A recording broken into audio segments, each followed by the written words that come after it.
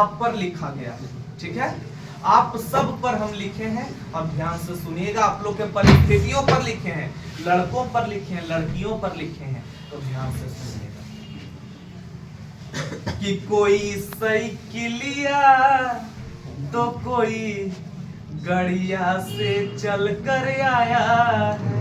सही बात है कि नहीं? आप लोग साइकिल से तो कोई गाड़ी से आता है, तो कोई साइकिलिया तो कोई गड़िया से चल कर आया है। हजारों गांव वजीरगंज पैदल चल कर आया है। बिल्कुल सही बात है। कोई साइकिल से आता है, कोई गाड़ी से आता है, और कई हजार गांव, बहुत बड़े बड़े सपने लेकर, आप सब एक सपना लेकर बैठे हुए हो, तो सपने लेकर आते हैं वजीरगंज। तो कोई साइकिलिया तो कोई गड़िया, कोई पैदल चल कर आया है। हजारों गांव वजीरगंज पैदल चल कर आया है। बहुत सारे गरीब घर के बच्चे हैं जो अपने माँ बाप के कठिनाइयों को रोज देख रहे हैं कि मेरे पिताजी किस तरह कष्ट करके मुझे पढ़ा रहे हैं। रोज मजदूरी करने के लिए कहीं जाते हैं, मजदूरी करके आते हैं, तब हमारा पेट चलता है, हमारा कॉपी किताब खरीदाता है, और हमारा जीवन को अच्छा बनाने के लिए दिन रात संघर्ष करते हैं। तो वो बच्चा अपने पिता को कष्ट में देखता है, तो अपने पिता को कहकर आता है, मन में ठान कर आता है कि बाबूजी चिंता न करिहा, कोई ये मन में ठान के आया है। बाबूजी चिंता न करिहा, मतलब चिंता न करिहा, हम हैं, पढ़ लिख रहे हैं, आपको हम आराम का अवसर देंगे, एक अच्छा जीवन आपको आने वाले भविष्य में देंगे। तो बाबूजी चिंता न करिहा, कोई ये ठान के आया है। और बहुत सारी बेटियों को पढ़ने के लिए नहीं दिया जाता, और घर वाले यदि पढ़ने के लिए भी देते हैं तो समाज के लोग ताने मारते हैं कि बेटी को यहाँ वहां भेज रहा है पढ़ने के लिए, कुछ गलत सलत हो गया तो क्या। तो वो लोग वो बेटियों के लिए, कि कई बेटियों का हौसला भी समाज के तानों से लड़कर आया है। कई बेटियों का हौसला भी समाज के तानों से लड़कर आया है। ये बिल्कुल सच्चाई है कि बाजार काहे भेज रहे हो, ऐसे वैसे अभी भी गांव देहात में बहुत सारी बातें होती है, लड़के लेते हैं। आप सब जो हैं अपने अपने गांव का एक गुलमोहर हो, एक कली हो, मनमोहन हो।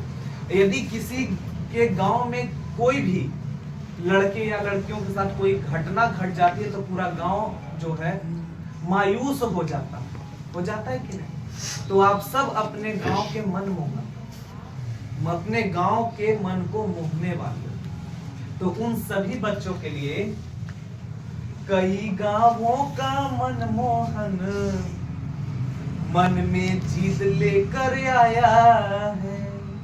सही बात है कि नहीं? जीत लेकर आया कि हम कुछ करेंगे और कुछ बनेंगे। हजारों ख्वाब का लश्कर, हजारों ख्वाब है आपके अंदर, लश्कर उसको जमा करके आप अपने अंदर रखे हुए हैं। हजारों ख्वाब का लश्कर गाड़ियां चढ़कर आया है।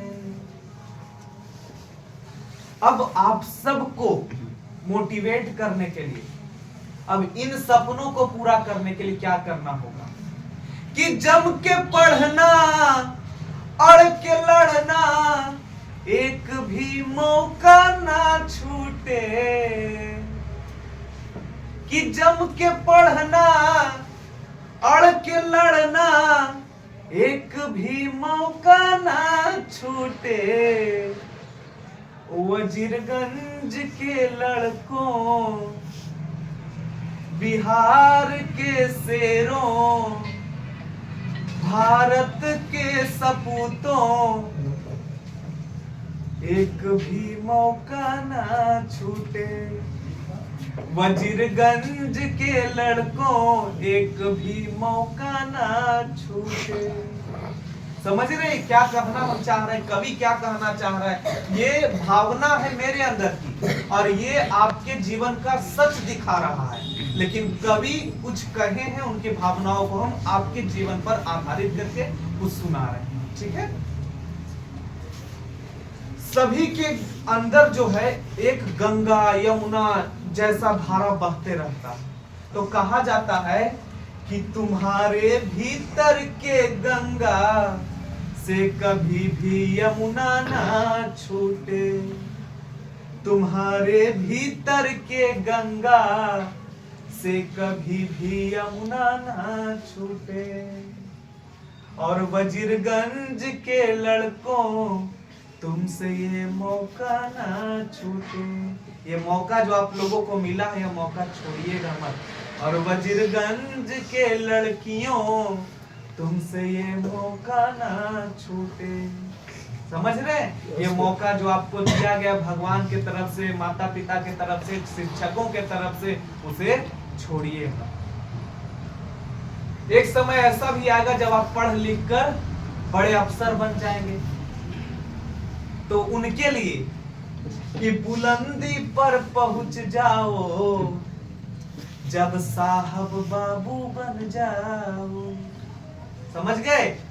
जब बुलंदी पर पहुंच जाओ साहब बाबू बन जाओ, सफलता के समंदर में अकेला टापू बन जाओ। इसका मतलब समझ रहे हैं? जब सफलता मिलता है तो आप ऐसे समुद्र में कूद जाते हो कि अपने सारे लोग आपसे दूर हो जाते हैं। और देखते हो समुद्र के आसपास एक टापू जगह होता है जहां कोई नहीं होता है, और वहीं आप खड़े हो जाते हैं। जब कलेक्टर बन जाइएगा, साहब बाबू बन जाइएगा, तो अपने लोग सारे छूट जाएंगे और आप अकेला पड़ जाएंगे। तो जब साहब बाबू बन जाओ अकेला टापू बन जाओ। और जब कोई बन जाता है कुछ, तो उसी बीच अकेला होता है, उसी दरमियान कोई पुराना साथी मिल जाता है संघर्ष के दिनों का। जब तुम कष्ट कर रहे हो, अभी पूरा जीवन देखो नहीं, अभी तो 9वां 10वां 11th में है, तैयारी करोगे तब इस चीज का दर्द समझोगे जो आज का है।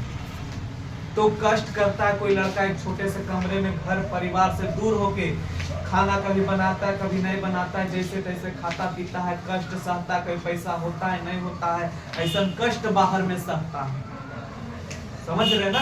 और ऐसा कष्ट के बाद उसको सफलता मिलता है। तो कभी पुराना दोस्त मिल जाता है तो ऑटोमेटिक जो है उसके आंख से आंसू गिरने लगता है पुराने दिन को याद।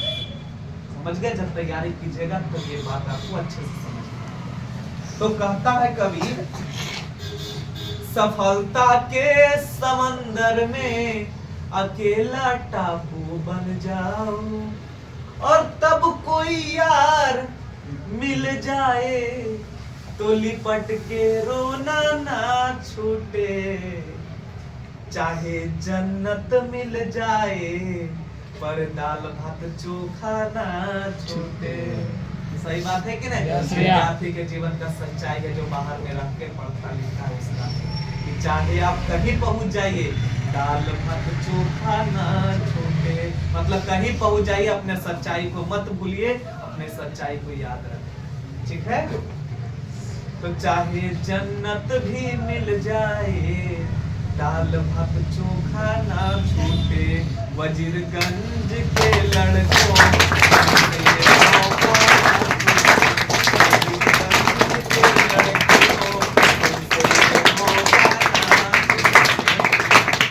बहुत बहुत धन्यवाद। अब आगे